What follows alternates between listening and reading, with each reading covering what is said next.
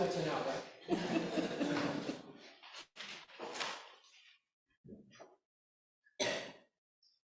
Find a good place. Yeah. Good morning. Good morning. And I'm glad we said the prayer for Labor Day. I'm not going to preach on that, but I just want to say, as I do every Labor Day Sunday, tomorrow is an opportunity, it's a reminder of all the people who do so many things to make our lives possible. If you look at whatever you had for breakfast, somebody, unless you actually do everything yourself, in which case you thank yourself and your family, but you know, somebody planted things or milked cows and got them to market and advertised them and sold them and got them to your supermarket. I mean, every little thing in our lives, the electricity, the paper, our clothing. So it's really important to be grateful and take the opportunity to thank people for the work they do, especially people who have jobs that don't get a lot of attention, don't get a lot of thanks. Just thank you. I thank each of you for all that you do in all areas of your life. So, as some of you probably know, I don't really write out my sermons. And for the last 30 years, I've been meaning to go through, for a long time, I've been meaning to go through all my sermons and organize them. So that, for example, when we came to today, I could say, well, 3 years ago, what did I say, et cetera, et cetera. And I'm going to do that. So this is a way of saying, I may have told this story before, but bear with me. Has anybody here seen I Love Lucy? Is there a person? They say that somewhere on the planet at all times it's showing in every language. Well, if you haven't seen I Love Lucy, it was Lucille Ball's show, and she was this sort of madcap person. So there's one time where she and her friend get on a show, and they're going to win $1 million. Well, probably then it was $1,000, but they're going to win money if they get it right. But they have to do something difficult. So when she gets there, the person before her on the TV show who won the $1,000 comes in a wheelchair and has both arms and both legs in casts. And what this person had to do was go over Niagara Falls in a barrel. So Lucy looks at him, and I wouldn't be able to imitate, but she goes, ah, or, you know, she made that weird noise, like I didn't imitate very well just then. But she makes this noise, and she finds out her task is she has to convince her husband, Ricky, played by Darren Nez, she has to convince Ricky that she's been married before and that her ex-husband has come back into her life and wants her back. So she says, couldn't I just go over Niagara Falls in a barrel? So to me, that represents the response I sometimes want to give when someone asks me to do something really challenging or unpleasant or impossible. So the reason I tell that story is because Moses, when God really tells, but sort of asked Moses if he will just go to Pharaoh and say, let my people go, if he will free an entire tribe from slavery, if he will take on the Pharaoh who has a death sentence out on Moses because Moses had killed an Egyptian who was beating up on another one of the Hebrews. I always think what Moses wants to say to God is, couldn't I just go over Niagara Falls in there? But he doesn't.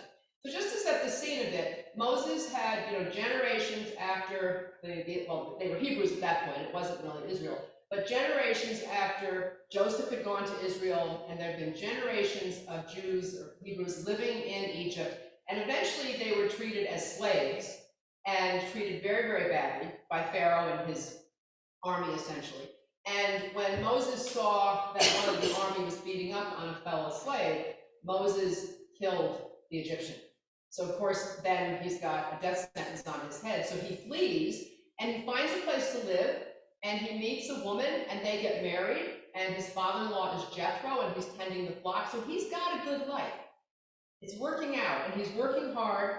And then one day he's walking and there's this burning bush, but the fire does not consume the bush. So the first thing is he notices and he says, I've got to look and see what this is. And God speaks to him from the burning bush. And when Moses realizes it's God, he wants to turn his face away because he's afraid, not afraid in the sense that God is scary and mean, but afraid in the way we're all afraid and we take action when there's bad weather coming. Or, we're driving a car, we can be fearful in the sense of respectful of something. So he's afraid. And then God tells Moses, I want you to, I've heard my people. God says, I have seen their suffering, I've heard their cries. So this is a God who cares. And I want you to go and speak to Pharaoh and free my people. An impossible task. And it's not only impossible because Moses has his price on his head. He has a stutter. He's not very sophisticated. He's not educated. He's the last person you would think would be called to do this, and yet God has faith in him to do it. And then Moses goes on and says, if I go to them, I'm not saying yes, but if I were to do this, they're going to say, who is this God who sent you? And God identifies himself. He has said, I am the God of your forebears, Abraham, Isaac, and Rebecca, and Abraham, Isaac, and Jacob, and of course their wives. And then Moses said, but I need a name. And names were very important back then, because if you knew somebody's name, it meant that you knew them. It gave you not power over them in a sense, but it meant you were closer. And you know, this isn't so much true in our today, but when I was growing up, things were a little more formal, and you often called people by their last name, even if they were your age, and certainly if they were a generation older. And so when someone would say, use my first name, or sometimes, use my nickname at friends and family, it means you're coming closer. So Moses is like, what's your name? So God says, I am who I am. That can sound sarcastic, but it's not. It's like, I am who I am. Or other translations say, I am. Other translations go deeper into the Hebrew, and God is saying, I am the one who will be in relationship with you. But it's a very present thing. I am the one who is and will be in relationship with you. And from that, the rest of the story, Moses does in fact go, and Pharaoh certainly doesn't listen. And there are 10 plagues, but eventually Moses is able, with the help of his brother Aaron, who does not have a speech impediment and does most of the talking, with the help of Aaron and his sister Miriam. So in this story, we have a number of things. One is the God who listens.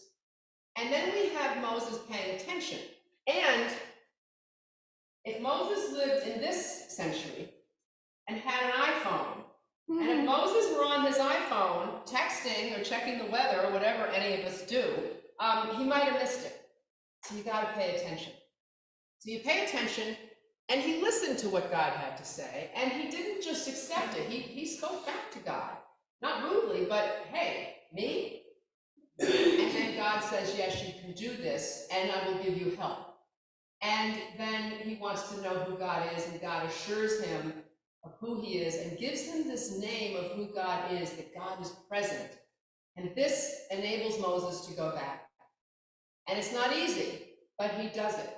And each day, he gets the strength and the courage from God to see what it is he has to do. So I think this is an important lesson for us always in terms of paying attention and knowing that we may be called upon to do something we don't think we can do, but actually we have the ability to do it. Sometimes say, my ability to do something means I'm doing it with other people, that I'm getting help or assistance from other people. We're not meant to do it alone. And so this idea of being rooted in what you have and being surprised, Moses had to have had moments where he said, whoa, I'm doing this. God had faith in me. People have faith in me. They're helping me. I'm doing this. And this has to do with being aware of who you are and what you have, and having God's presence with you. And I connect this to what we're doing in this parish now, because we're in this period of transition. And in a few weeks, the transition team, and I love that they're calling themselves a team rather than a committee, the transition team is going to meet with the entire parish to talk about this new way of being church. But one of the things, and you're going to hear a lot more about this, but and this also connects too with the work that Chris and Jim Ringer and Faye did and are bringing to us in the College for Congregational Development. But one of the things that the transition team is going to be introducing, the abbreviation is ABCD, and I know A and B mean asset-based. And it's basically we as a parish figure out, who are we today? Not who were we, and not who do we want to be, but who are we today, and what are our strengths? What are our gifts? Because that's where we need to begin. And we do think of the future, of course, because we're looking toward it, just as Moses was looking toward the future, but we're rooted in the present. And this is in the Benedictine, from St. Benedict, the Benedictine spirituality model, which is part of what we're all going to be doing, is called stability. That you're stable because you're rooted in who you are and what you are. I took, and I never remember the name of the technique, but I took a class once. It was sort of an exercise, physical therapy sort of combination thing. And the idea was just to start moving better. And I remember there was one person in the class who had, I think he had an injured, or maybe even a disability with his shoulder.